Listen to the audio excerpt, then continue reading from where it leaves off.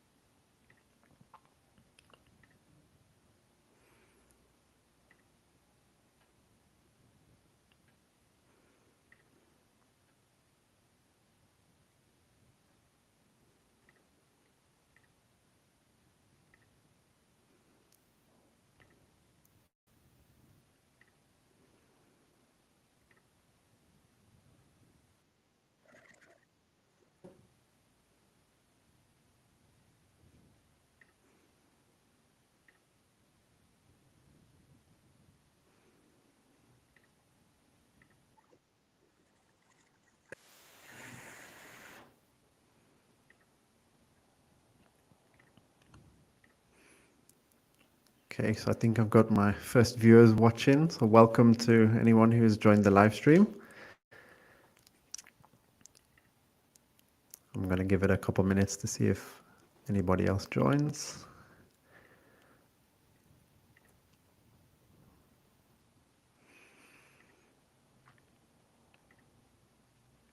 If you're watching, drop something in the chat, say hello.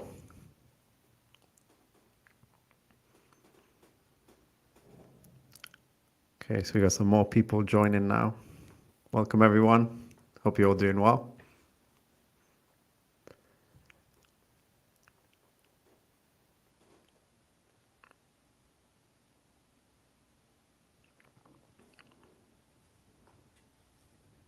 Hi, Andrea. Thank you for joining.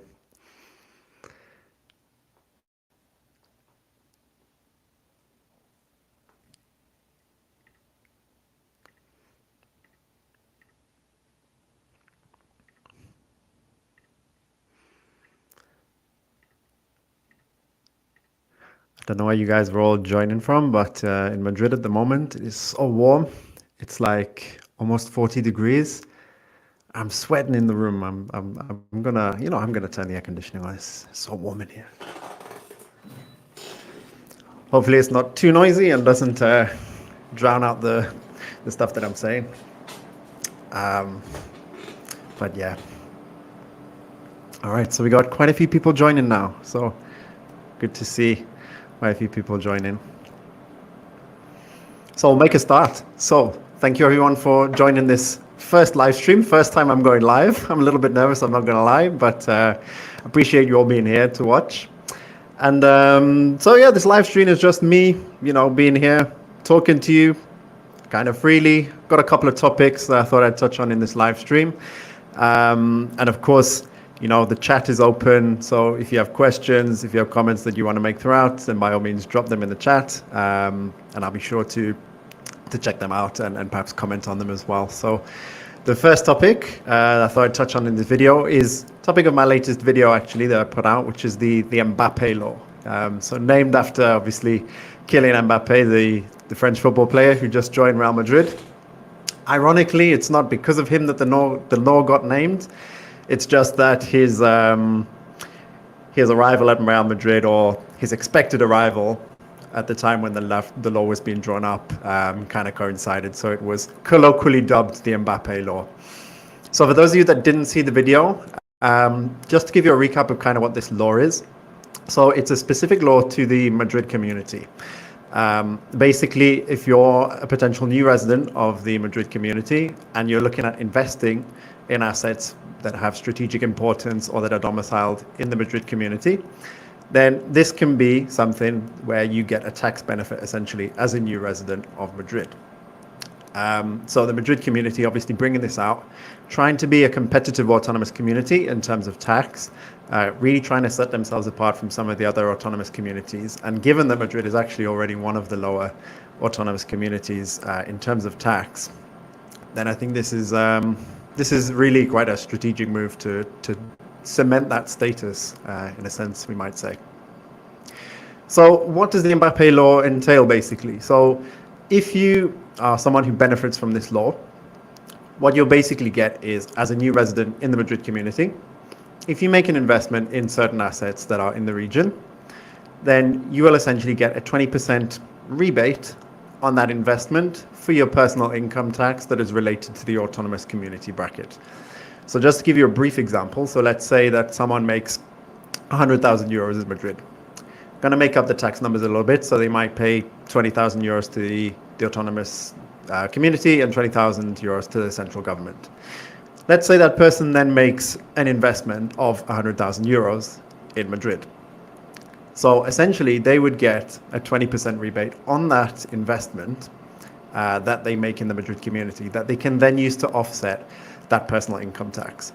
So for simplicity, as we said, 100,000 euro investment, I would give you about a 20,000 euro tax rebate. If your regional component of personal income tax is 20,000 euros, then that essentially can offset your total income tax for that year.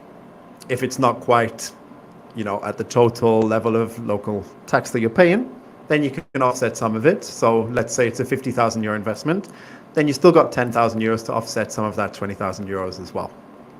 And then let's say you make a really big investment. Let's say you invest €1 million and that person's making 100,000 euro salary.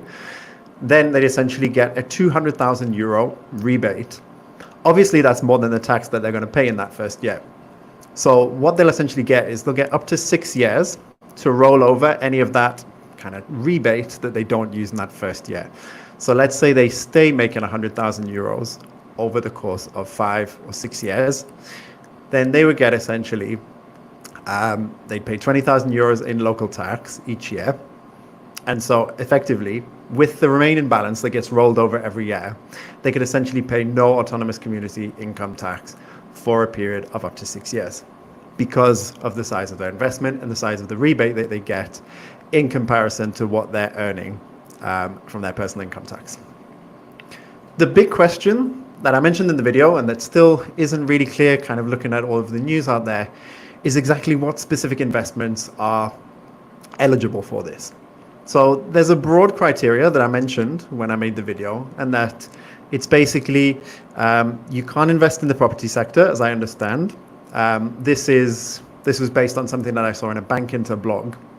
So despite reading the draft from the autonomous community, from the Madrid region, where they talk about that law, there's nothing in there that says that, but Bankinter, in a blog that they wrote and that I used as a source to help me prepare the video, they said that you can't invest in the property sector.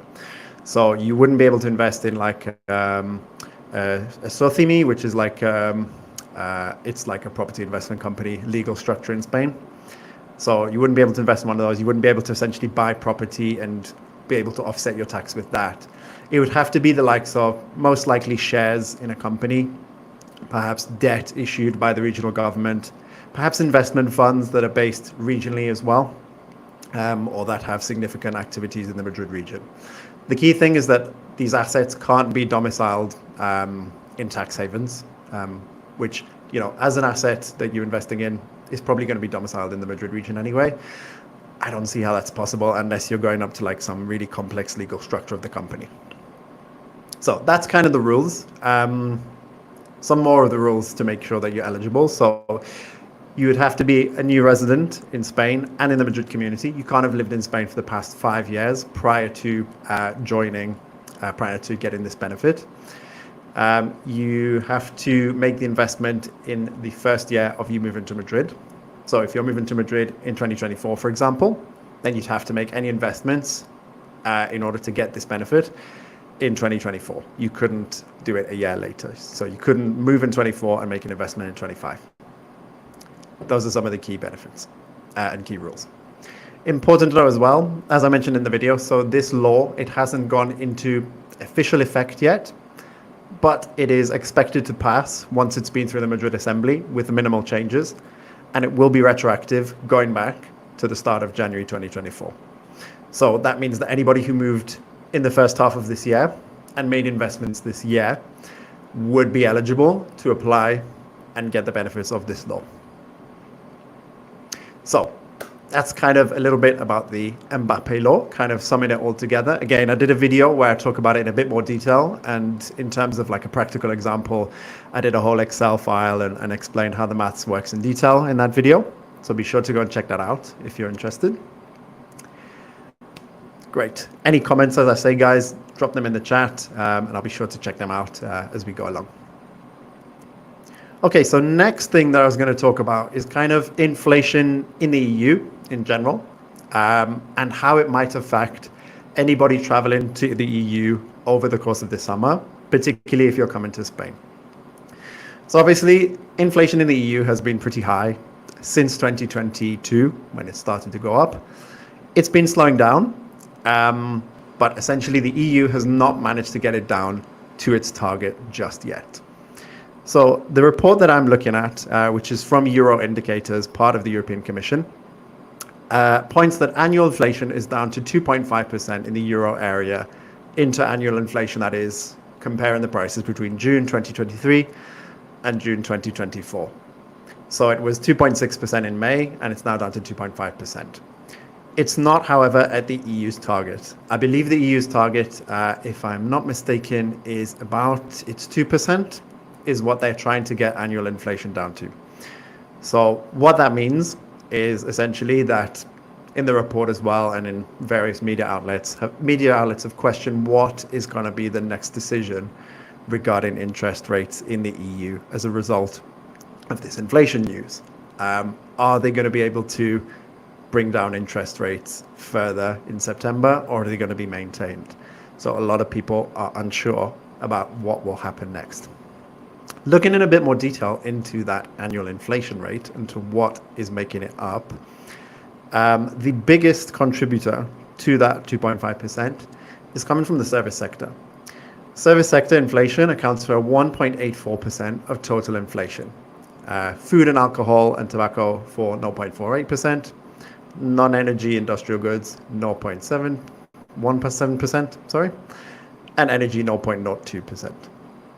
So it's clear that the service sector, which is very broad by definition actually, is one of the big contributors to inflation.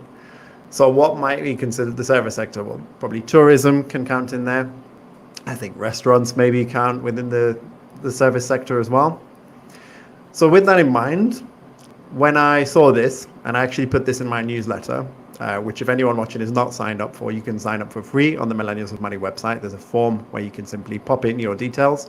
And I send out this newsletter I try to get it out every week, if not every week, at least every 2 weeks. I try to put a newsletter out there where I share my thoughts, where I give a little bit of insight into my life a little bit and into various news topics that sometimes pop up as well. So if you're interested in the newsletter, then be sure to sign up. And so anyways, what I said in this newsletter was basically that if service sector is contributing a lot to overall inflation, then for people who are traveling to the EU this summer, maybe to the likes of Spain, maybe to the likes of Greece, to the likes of Portugal or Italy, you might see some very high prices, not very high prices, but higher prices than you would have seen in previous years of going on holiday there. So keep your eyes open and be wary of the prices when you're eating out. If you're booking a hotel, if you're booking accommodation, you may want to keep an eye on that and budget accordingly, just taking into account these inflation factors as well. And some more interesting news about inflation as well is that when you're looking at the highest countries in terms of inflation, because the euro average is 2.5%, obviously by country that varies. So Spain is up amongst the highest countries in terms of inflation. It's at 3.6% when you look at it interannually. The highest two are Belgium and Romania, so 5.4% in Belgium and 5.3% in Romania. And then the lowest is Finland. So Finland has seen 0.5% inflation looking year on year.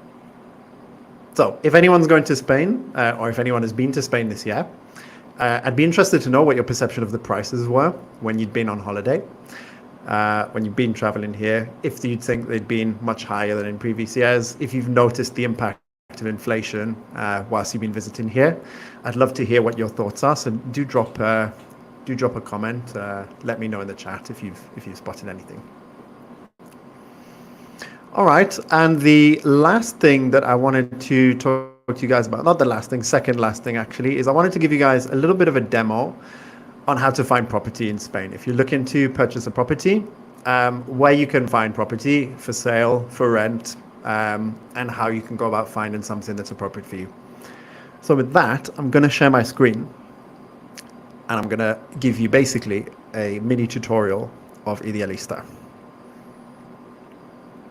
So I'm just going to make sure this is coming through in the live stream. Let me know, guys, if you can see my screen. If not, then I'll give it a couple of seconds. Okay, so I see it's coming through on the live screen now. So this is the Idealista website. So to give you a bit of background on Idealista, Idealista is like, I don't know, like the Rightmove, if you're from the UK, the Zoopla. What's the US one? Anyone watching from the US, remind me what you guys used to look for homes. Because I know that, is it Zillow? Someone remind me. I'm sure it's Zillow, but I'm sure someone will correct me if it's wrong. So anyways, Idealista is like probably the top in terms of Spain, alongside Fotocasa, which I can maybe show you guys as well when it comes to finding properties. The website can be set up in English, by the way. It obviously comes by default in Spanish, but there is a drop-down list of various languages. So if you want to speak French or German, Portuguese, for example, if you're from one of the Nordic countries, Romanian, Russian, Ukrainian, then you can find the website translated into your language, basically. So on the homepage, you basically got this is your search engine for when you're looking for properties. So we're going to look at buy and rent. So let's say I want to buy a home. So you can look for different types as well. So you can look for new homes, rooms, garages and storage rooms. This is actually how I found my storage unit actually on Idealista, because I purchased a couple of storage units. For those of you that follow the channel, you may be familiar with, and I actually found them on Idealista using the Idealista search. So we're going to look for homes. Let's pick an area of the country. Thank you, Abel. I see Redfin and Zillow for the US viewers. Thank you for letting me know that. So let's put in an area of Spain. Let's say Malaga. So we're going to look at the Malaga province. This is an important thing to keep in mind in Spain as well. So you have obviously autonomous communities in Spain, which are the big regions. Then within each autonomous community, you have provinces. So like Malaga is a province within the Andalusia autonomous community. You've also got the city of Malaga. So you can see here, this is the city of Malaga, but also in the Malaga province, you've got areas like Marbella, you've got Estepona, for example, Ronda, Axarquia, I think this is, and then Antequera as well. Just so you see like a bit of what's going on there. Give me 1 second, guys. I just need to put my camera on charge because I see the battery's running out.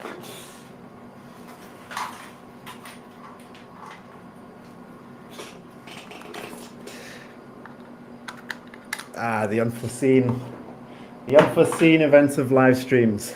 So let me got a spare battery charging. So if the screen goes black, you guys know I'm still here. You just won't be able to see me for a couple of seconds just while I get that battery changed.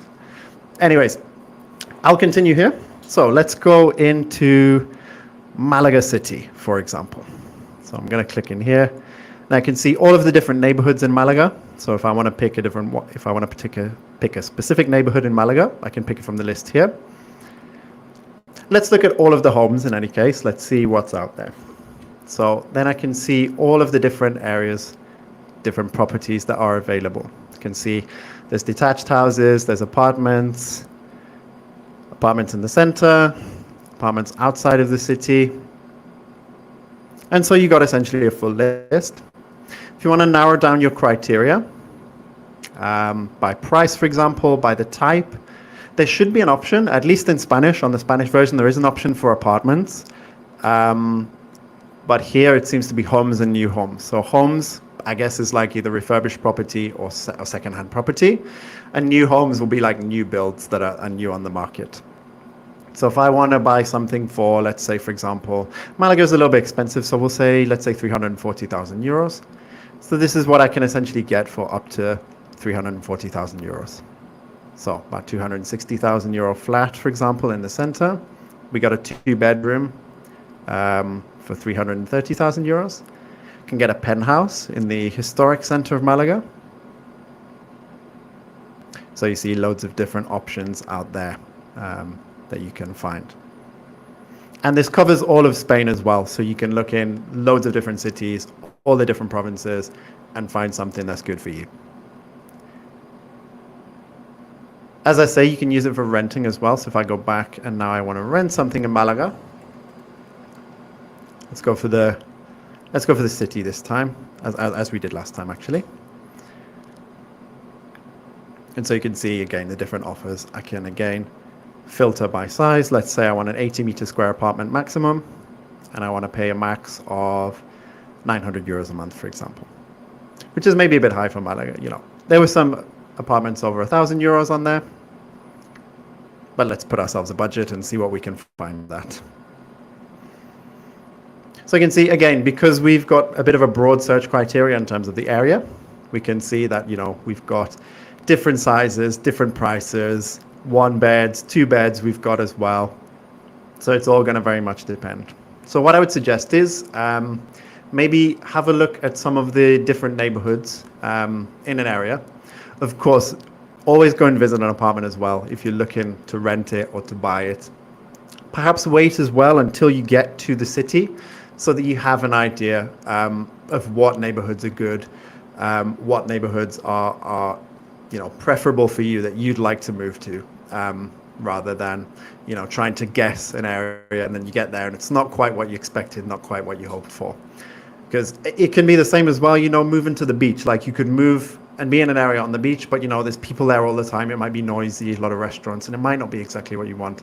So I definitely recommend, you know, not only visiting of course, visit the apartment, but visit the areas as well of a city before deciding on where to rent or where to buy something. All right, so I'm going to jump back to the stream now. As I say, guys, drop any questions that you have, any comments, and I'll be happy to answer them in the meantime. Let me go over to Fotocasa in the meantime as well, just so you can see how Fotocasa works.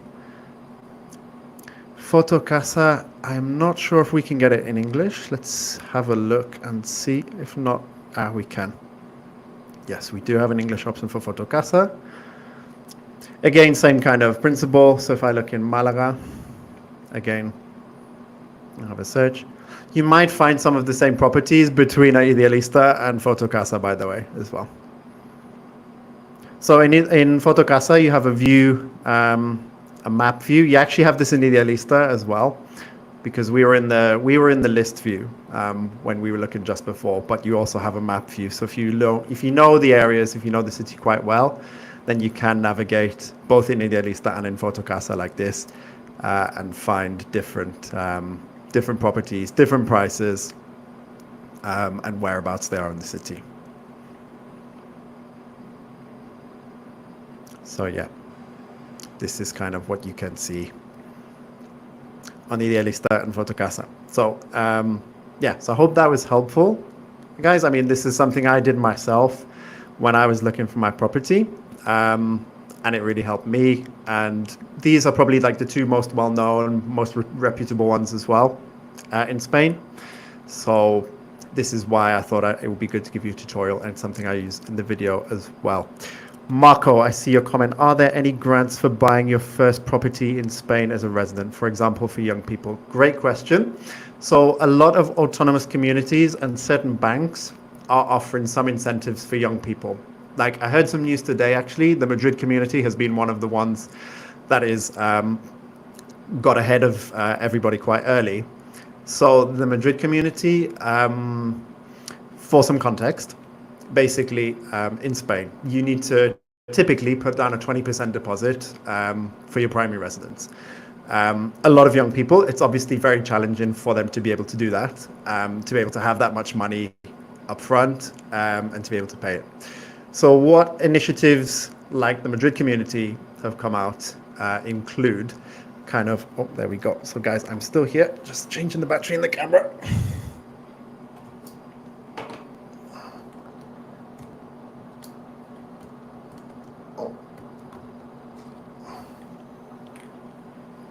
Okay, I'm back. Technical issues, but we're here. So let me continue. So basically, as I say, more often than not, you'll need to put 20% down on your first property. But what the Madrid community has done to help young people is kind of make it so they only have to put down about 5%, with them kind of acting as a guarantor for some of the rest of the down payment. So it means that if you default for whatever reason, which most people, it's not going to be the case, because if you're getting approved for a mortgage, it's that you've met the solvency criteria. But basically, because the requirements are so strict, then it obviously makes access to credit quite challenging for people. And so with the autonomous community acting as a guarantor, then it means that you don't have to put so much money down, essentially, and make it more accessible for young people. I believe banks like Santander and Ibercaja as well, I think, is another bank that are also doing like 95% mortgages where young people only have to put down about 5%. And it makes it more accessible for young people. Now, typically the age limit goes up to about 35. There might be income requirements as well, like you can't earn over a certain threshold.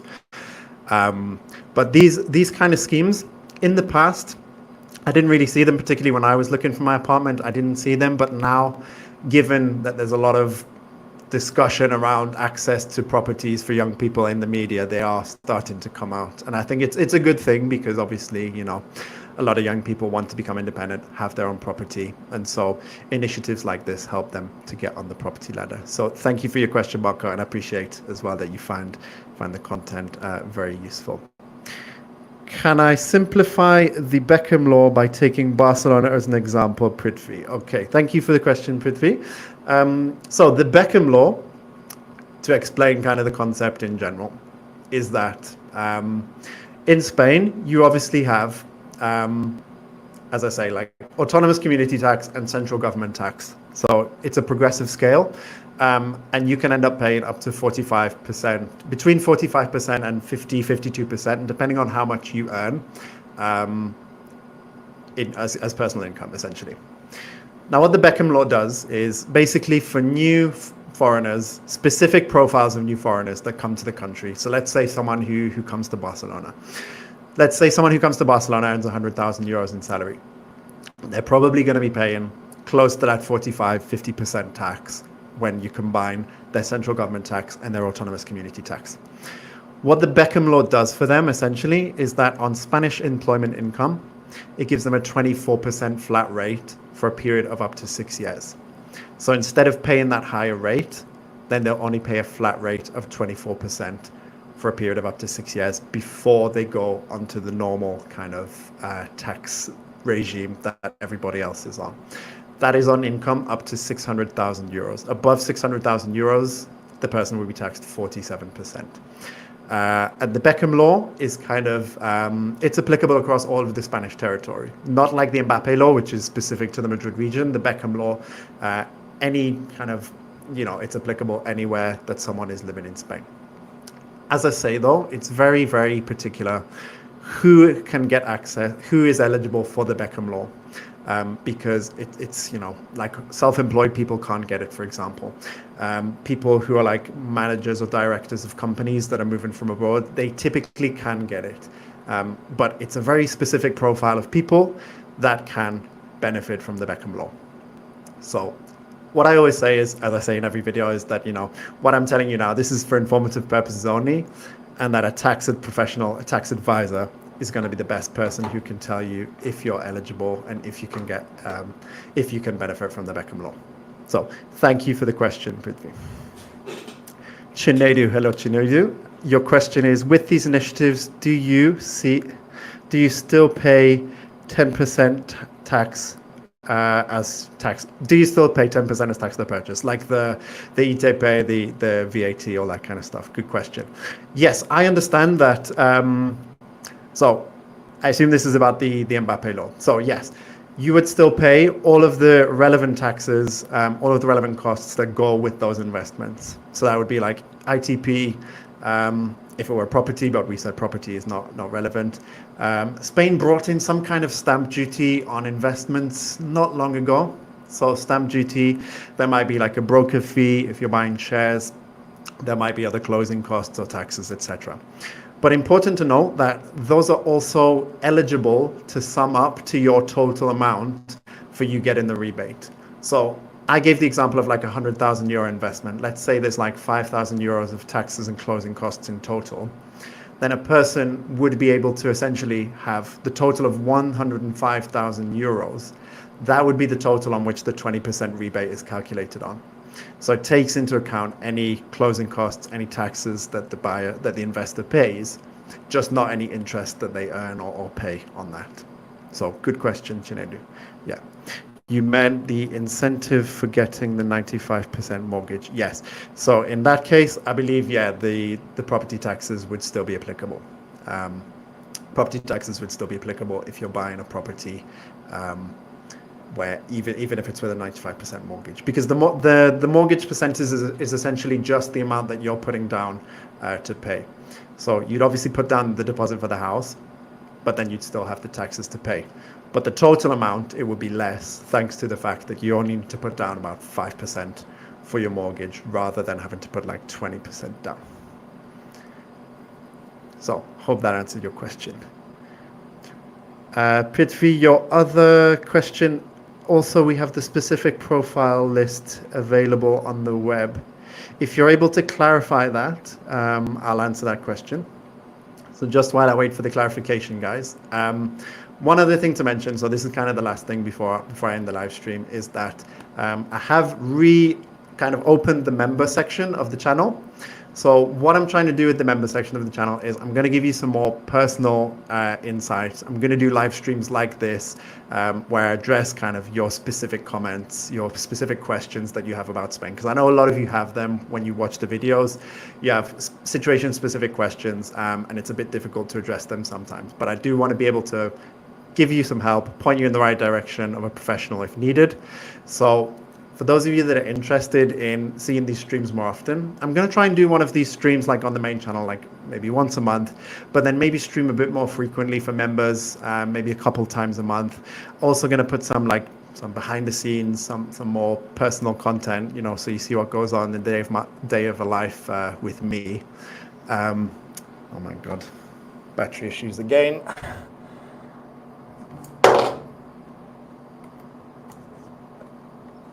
Note to self for next stream, charge the batteries.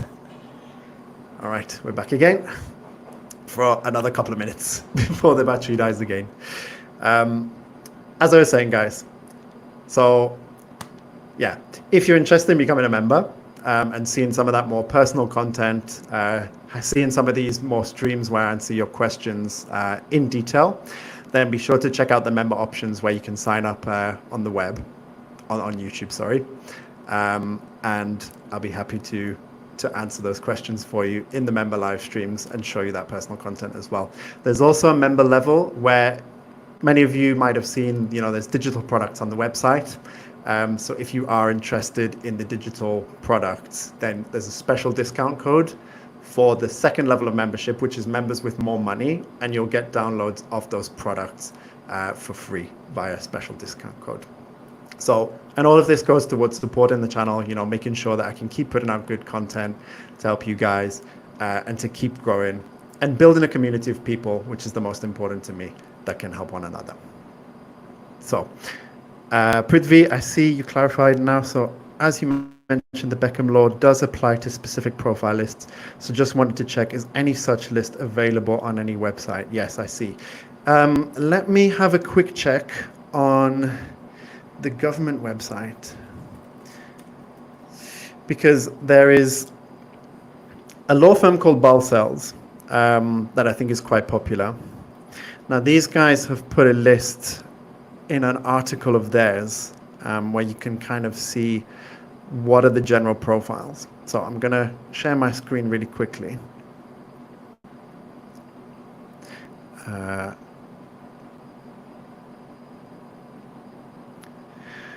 As I say, best to speak with a tax professional to clarify. But once this comes on the screen, just so you guys can see. So as you can see in the article, it says basically any foreigner who moves to Spain and is under the following rules or under the following reasons that made him move to the country can apply. So foreign workers who've just moved to Spain to carry out an economic activity, so working for a country. Wealthy expats who hold management or positions, so management or like director positions. Those who move to the Spanish territory to perform remote work. So that arguably means that someone on the Beckham law can someone on the digital nomad visa can possibly get the... Guys, I'm going to just change my camera because the battery has run out again.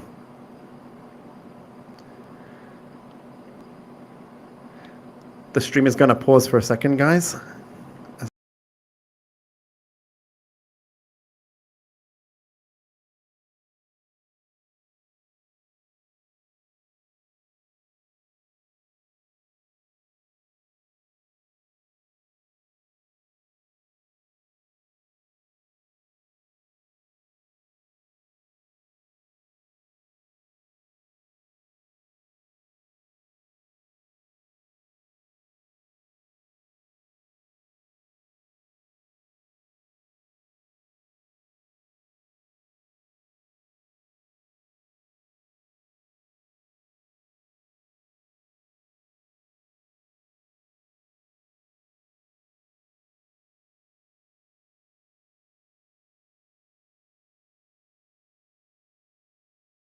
Just moved to Spain to carry out an economic activity, so working for a company.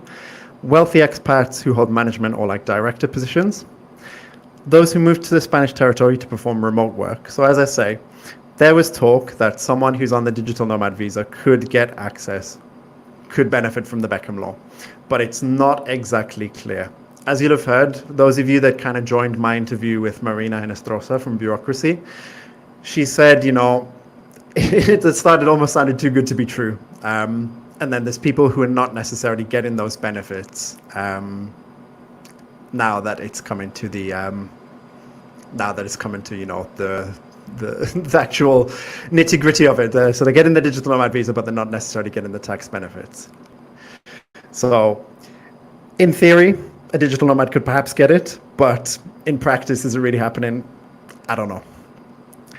We then have highly qualified professionals who come to provide services to emerging companies, carry out training, R&D and I activities. It's like research, development, innovation. 40% of the income from economic activities must be coming from the invoicing of these activities. Administrators that come to work for a company with participation requirement of less than 25% of the patrimonial company.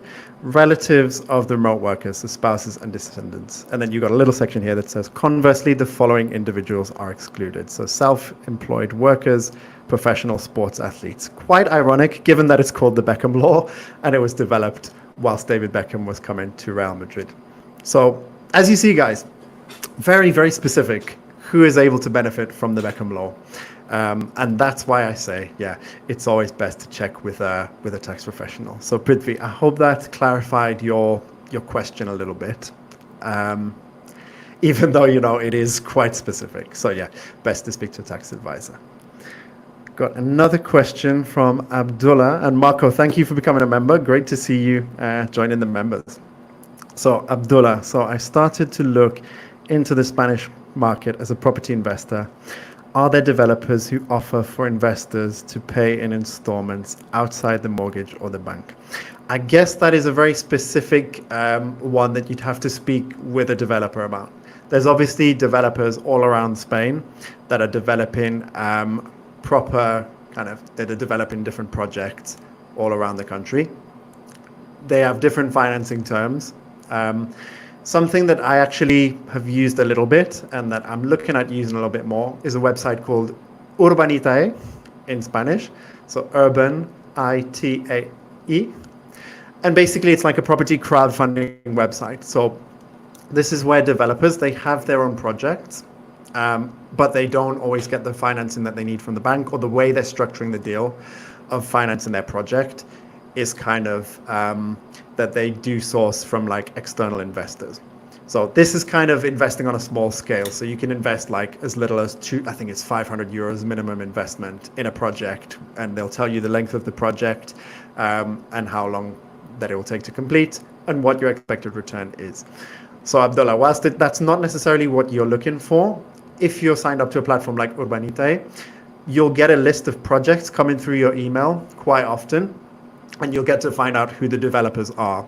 So if you did want to try and contact the developer directly to understand something, then you'd know what their name is and you could possibly get in touch with them that way. So I hope that answers your question and helps you out. But Urbanite, guys, if you are interested in small scale property investing, financing new property projects, is a very interesting platform. Okay. And so with that, guys, I think I've covered all the questions. Big thank you to you all for joining. It's been fun. I hope you found it interesting and informative as well. And I do apologize for the technical issues that came throughout the stream. That's a note to myself next time to have the batteries charged for my camera. Small oversight on my part. But I really enjoyed this, guys. I hope you enjoyed it as well. And yeah, thank you, Marco, again for becoming a member. Anybody else who's interested, then go and check out the member section of my channel, and you can see again what those benefits are. So you get access to priority content. We'll get a couple more of these live streams going a month, exclusive for members, where you can ask specific questions to me. You'll also get a discount code for free downloads of the digital products, all the digital products on the Millennials With Money website. And so with that, guys, wishing you a good evening, good rest of the week, and a happy summer. And I'll be back in August with a new stream. Take care, everyone. There we go.